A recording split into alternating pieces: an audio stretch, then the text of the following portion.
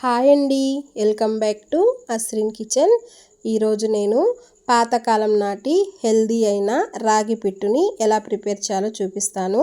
ఈ రాగి పిట్టు అనేది పిల్లలైనా పెద్దలైనా ముసలి వాళ్ళైనా వారానికి ఒకసారి ప్రిపేర్ చేసుకొని తింటే చాలా హెల్త్కి మంచిది.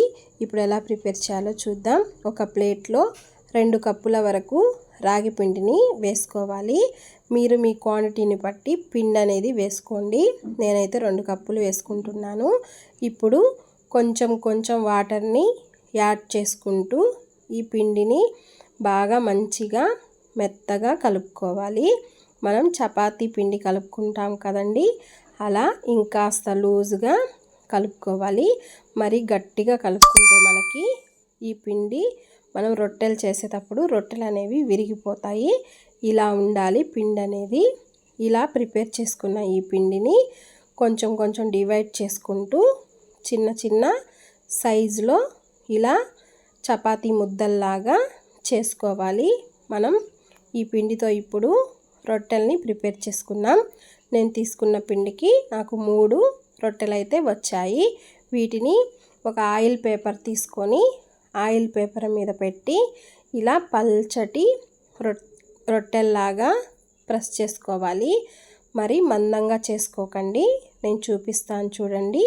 ఇలా చేసుకున్న తర్వాత స్టవ్ మీద ప్యాన్ పెట్టుకొని ప్యాన్లో వేసి ఈ రొట్టె మీద కొంచెం నెయ్యిని వేసుకుంటూ 2 వైపులా మంచిగా కాల్చుకోవాలి.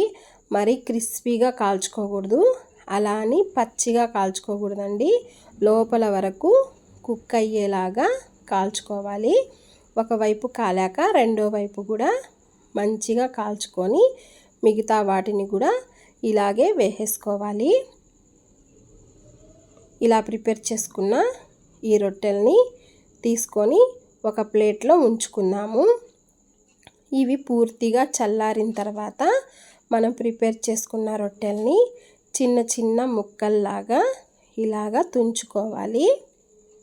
ఇలా తుంచుకున్న ఈ రొట్టె ముక్కల్ని ఒక మిక్సీ జార్ తీసుకొని ఆ మిక్సీ జార్లో వేసుకోవాలి. ఫ్లేవర్ కోసం 4 ఇలాచీలని వేసుకుంటే మనకి ఈ పిట్టు అనేది చాలా రుచిగా ఉంటుంది.